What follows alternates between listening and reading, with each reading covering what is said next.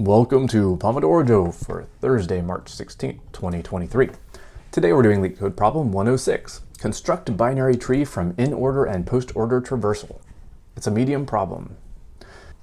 Given two integer arrays, in-order and post-order, where in-order is the in-order traversal of a binary tree and post-order is the post-order traversal of the same tree, construct and return the binary tree. Whoa, this is actually pretty complicated. I would say this is on the hard side of a medium. Okay, so the first thing we need to know, what are in-order and post-order traversals? So in-order traversal is just traversing the tree, processing the left nodes first, then the node itself, then the right branch. So for example, in order for this tree, we would do the left node first, so 9, then the node itself, 3, then we do the right branch. But again, in the right branch, we're going to do it in in-order traversal. So we'll do left node first, so 15, then the node itself, 20, then 7. So we should have 9, 3, 15, 27. Let's see. What do we have? 9, 3, 15, 27. All right. Now, post-order means you process the left branch first, then the right branch, and finally the node itself. So in this case, we'll do 9, and then we do the right branch, but again, we go left and then right. So we'll go 9, 15, then 7, then 20, and then up to 3. Let's see, 9, 15, 7, 23. That's right. And then we need to construct the tree by basically reverse engineering it from these two lists. Oh man, this is going to be tough. Okay, let's put 25 minutes on the Pomodoro timer and get started. All right, well, if you know me and you know binary trees, then you know I am going to go recursive on this one. All right. Oh man, I need to think about this for a second. How do we do this recursively? So we have our two lists here. We have the in order and the post order. I'm just going to copy these over to do some demonstrations here.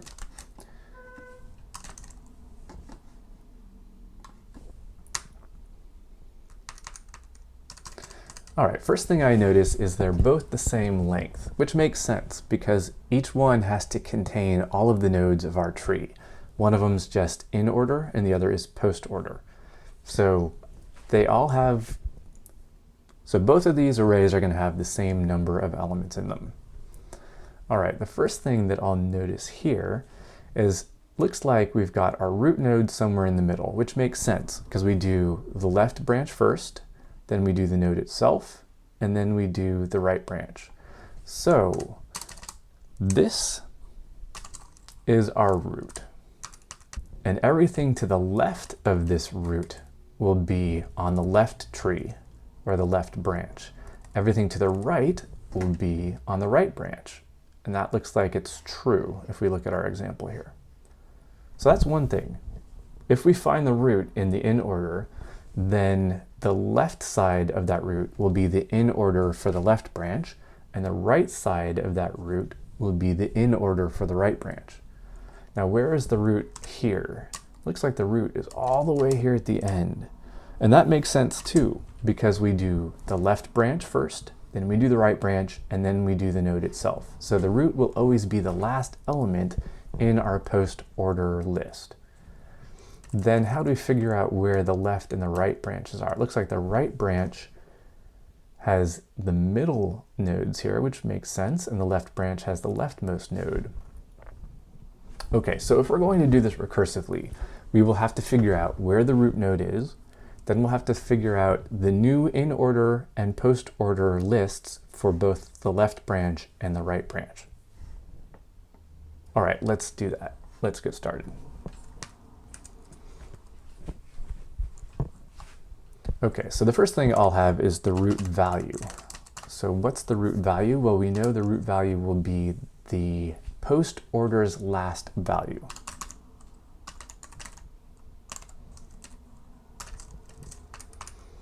So that gives us the value of the root node. Now let's find where does this root node exist? What's its index in our in order so that we can split the in order into a left and right. So let's do in order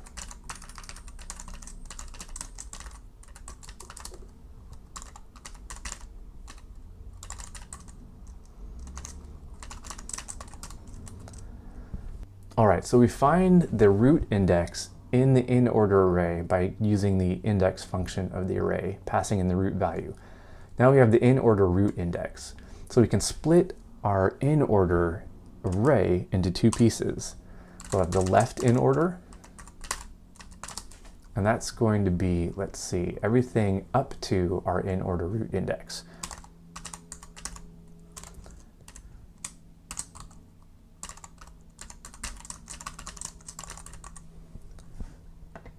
So we use slicing here by putting this colon, saying we'll use the Inorder array from 0 all the way up to our Inorder root index. Now the right side, the right Inorder, will be similar, but we want everything after the root index.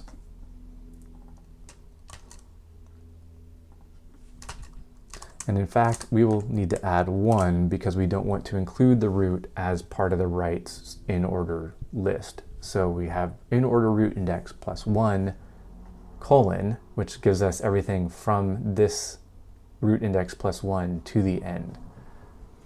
Okay, we've got our Inorders. Now we still need the Postorder. So finding the Postorder is a little bit more tricky. It seems like if we're looking at our Postorder here, we can remove this final node because that's going to be the root node. But then we have some break where we have the left on one side and the right on the other side, sort of sandwiched in between the left and the root. Well, I'm going to do the simple thing here. We know that both of our lists have to have the same number of elements in them.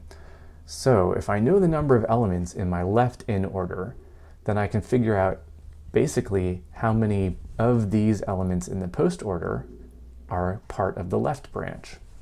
So let's do that. So the left Postorder will be Postorder. Let's see.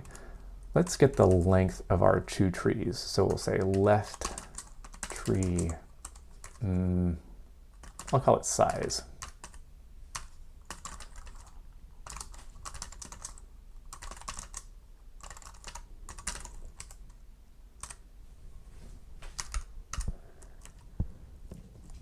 Okay, so now that we have the left tree size, we can say everything in our Postorder. Remember, in Postorder, we process the left branch first, then the right branch, then the node itself.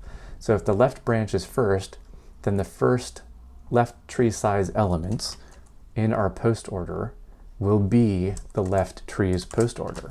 So we'll take everything up to the left tree size. So we use this colon to slice, and we'll take everything from 0 up to the left tree size to get our left Postorder. Let's do the same thing for the right.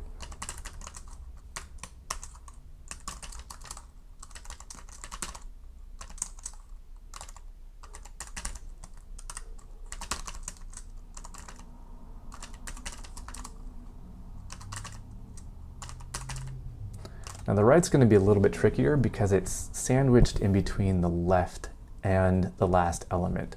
So we need to go from, let's see, the left tree size. We want to skip all of those. And let's see, I think I need to, no, I don't need to add one. I'm good. So we'll take the left tree size all the way up to the last element. So we actually don't need this right tree size. We can skip this. So now we have all the pieces we need. We've got the left Inorder, the right Inorder, the left Postorder, and the right Postorder. Let me actually put these together. Great. So now we can create our result. So we'll have some root node. It's going to be a tree node, and its value will be equal to the value at the root. So our root val.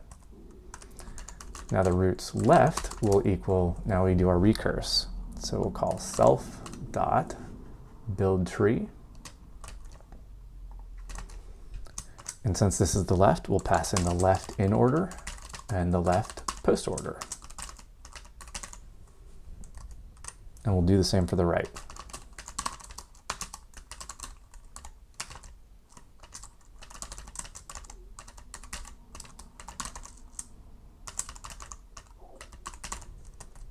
And finally, we can return our root. Oh, there's one thing I think I might need. So what happens if our Inorder or Postorder are empty? I think we need a base case here. So if, let's see, Inorder is empty,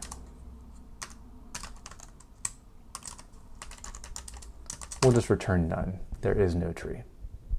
And since Inorder and Postorder have to have the same number of elements, then Postorder and Inorder will both be empty. All right, let's see if this works. Okay, it works. Let's see if we can pass. All right, we do pass, but we only get 30% for runtime and 6% for memory. Not great. Now, if we want to get a better score, we'll probably have to build an iterative algorithm. I think I'll leave that up to you. See if you can turn this into a better iterative algorithm.